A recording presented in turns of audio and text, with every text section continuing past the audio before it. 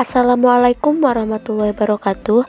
Kami dari kelompok 5 ingin menjelaskan tentang pencegahan dan penanganan kekurangan vitamin A, anemia, cacingan, dan KKP. Anemia atau kurang darah adalah kondisi di mana hemoglobin, protein pembawa oksigen dalam sel darah merah, berada di bawah normal. Hemoglobin berperan untuk mengangkat oksigen dari paru-paru dan menyalurkan ke seluruh tubuh. Orang yang terkena anemia akan mengalami kekurangan oksigen untuk menghasilkan energi. Maka, penderita anemia terlihat pucat, cepat lelah, sesak napas, bahkan gelisah. Selain itu, penderita anemia akan terlihat pucat di bagian lidah dan kelopak mata. Terdapat beberapa jenis dari anemia dan masing-masing memiliki penyebab yang berbeda. Anemia dapat terjadi sementara atau dapat menetap selama jangka panjang dan memiliki derajat keparahan yang bervariasi dari ringan hingga berat. Terdapatnya anemia dapat disebabkan oleh adanya kondisi kesehatan lain yang mendasarinya. Penyebab anemia: kekurangan vitamin B12, kekurangan asam folat, gangguan sumsum tulang, pendarahan, kekurangan zat besi, mengalami pendarahan usus, dan faktor genetik. Jenis anemia: iron deficiency, kekurangan zat besi; vitamin deficiency, kekurangan vitamin; anemia of chronic disease, anemia penyakit kronis; aplastic anemia, anemia aplastik; hemolytic anemias, anemia hemolitik; sickle cell anemia, anemia sel sadit.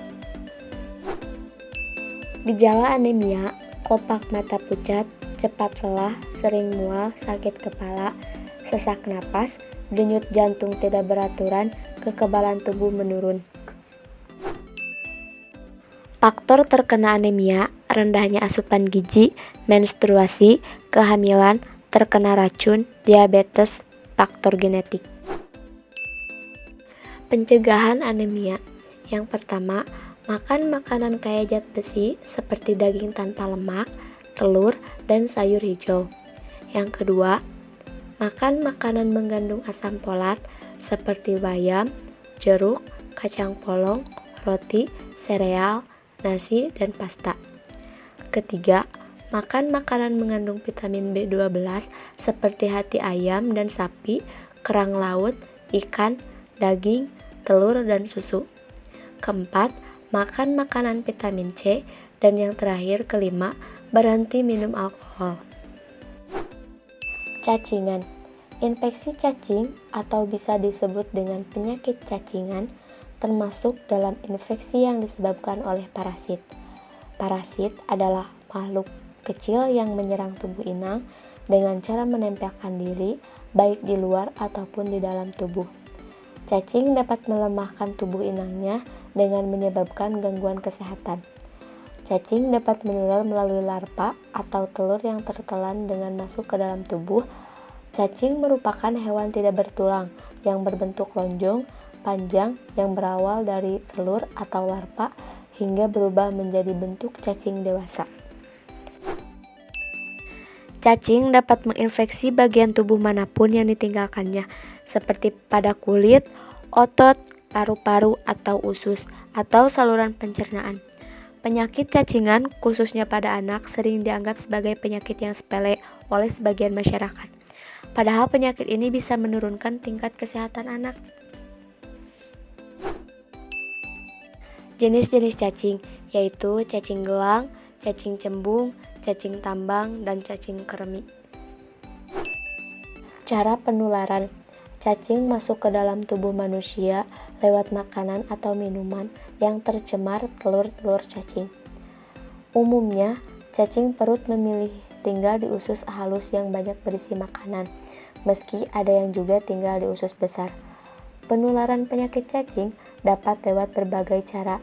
Telur cacing dapat masuk dan tinggal dalam tubuh manusia, dapat masuk lewat makanan atau minuman yang dimasak menggunakan air yang tercemar. Jika air yang telah tercemar itu dipakai untuk menyiram tanaman, telur-telur itu naik ke darat. Begitu air mengering, mereka menempel pada butiran debu.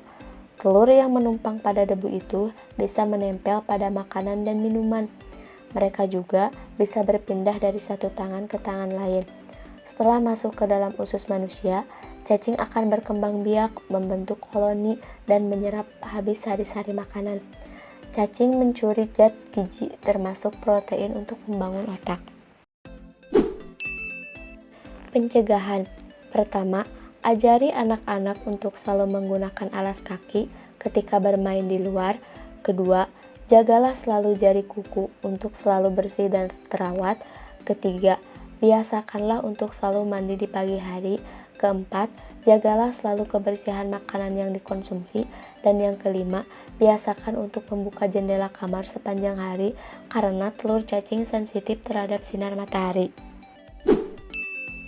KKP atau kepanjangan dari kekurangan kalori protein adalah defisiensi gizi yang terjadi pada anak yang kurang mendapatkan asupan makanan yang cukup bergizi, atau asupan kalori dan protein kurang dalam waktu yang cukup lama.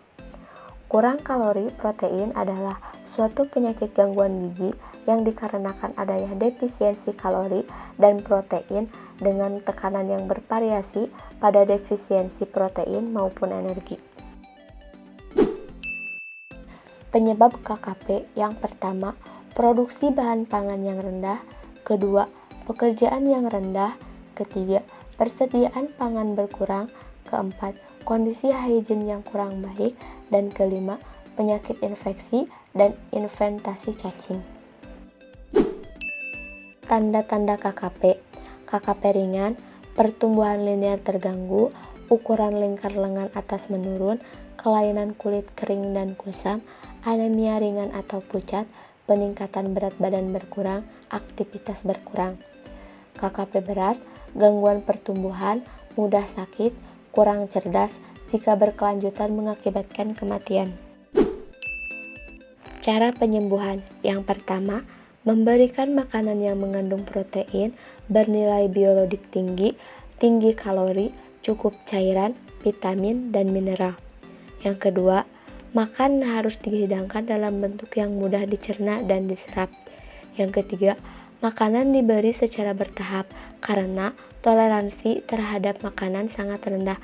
Protein yang diperlukan 3-4 gram atau kilogram per hari dan kalori 160-175 kalori.